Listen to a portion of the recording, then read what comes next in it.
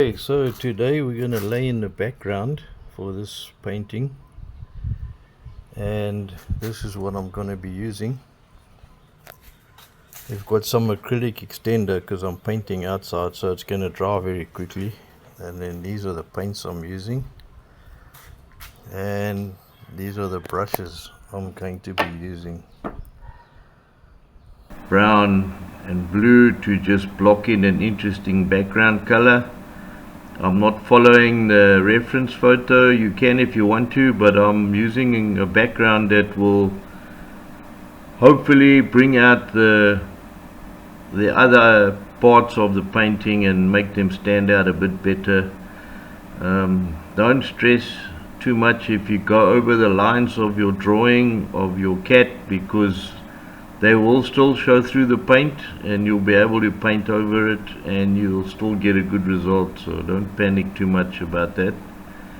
The idea here is just to block in the background first. It seems to be easier to start working from the background towards the foreground than to try and fill the background in after you've done a detailed cat face. At least if you do it this way, then the face appears to be in front of the background.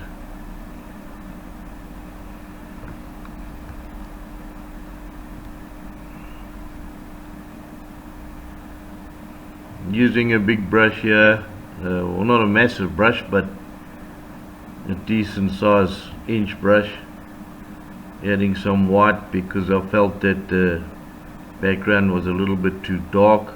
I might still go in and change it later if I see that it's not fitting the purpose I intend with the finished product, but for now it's just a matter of blocking in that background.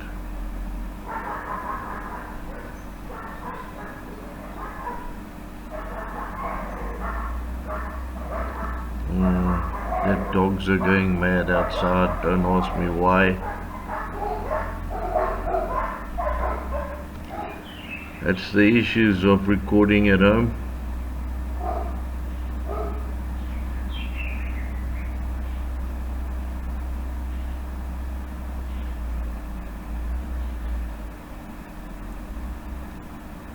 You can see I'm using the brush very loosely.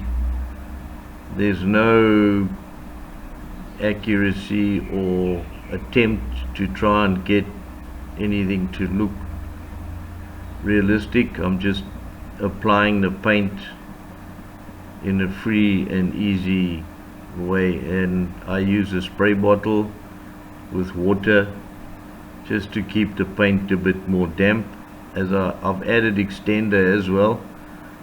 Acrylic extender is a liquid that you can buy that you add to the paint, which makes it stay wet longer, and basically it's used to assist in blending acrylics. It's very difficult to blend acrylics if you don't have extender mixed in, because once it starts getting dry and tacky, it's very difficult to blend, or almost impossible to blend once it's drying. And I promise you, within 2 or 3 minutes, especially if you're painting outdoors, you're gonna find this problem. So now I'm just blocking in the flowers in the background, just roughly where they are and basic color.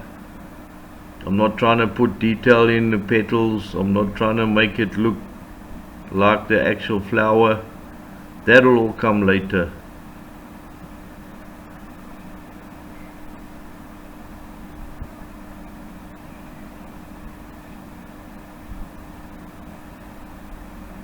This is just white and yellow and some blue and red for the purple flowers,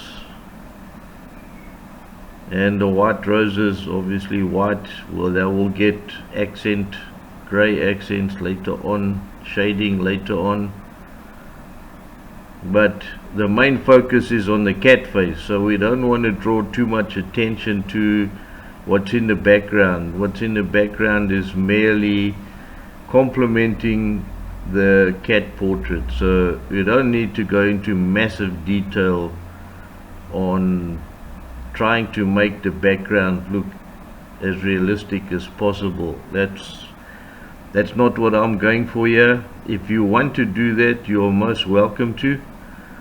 There you can see I've made a bit of a boo-boo, but yes, it's fixable. Too much blue there. Again, I'm using a fairly large brush.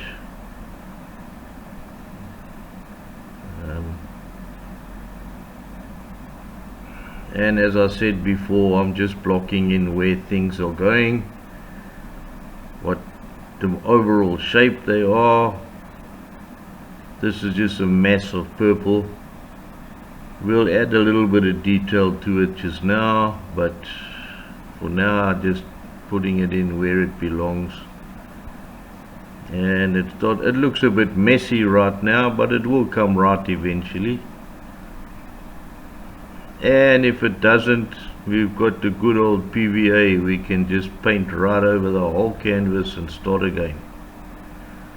You may need 2 or 3 coats if you've really painted dark, but in general 2 coats is enough.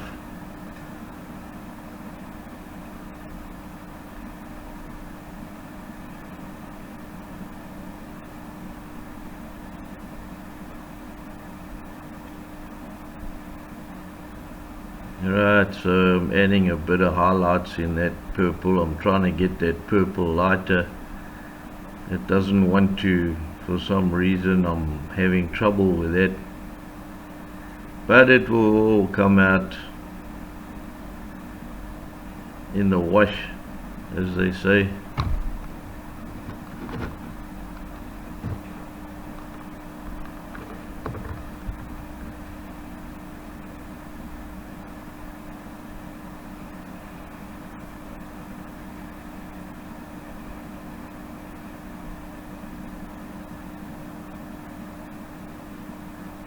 Okay, we're gonna go on, carry on with the background. There's a vase that comes in on the background, some stems, some leaves, all those kind of things. Just block them in, put them in where you think they need to go. There's the vase coming in now. I don't actually know how long it is. I've lost that line. I'll get it back shortly. It's a green glass vase, so yeah, there's a couple of stems going in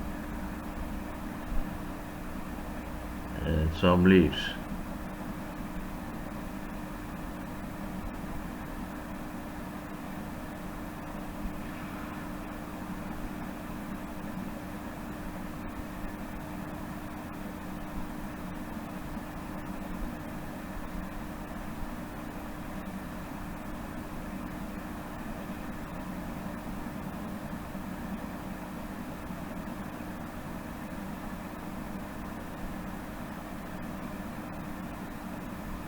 Don't forget that vase is not straight on the top and the bottom, it is curved. So to make it look realistic, remember to curve it, don't paint a straight line. Otherwise your painting will look flat and you don't get the 3D effect that you want.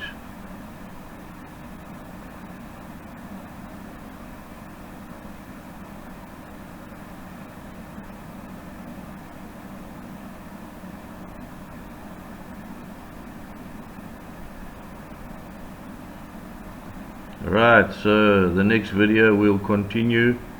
Thanks for watching. Please subscribe and like, and we'll see you in the next one.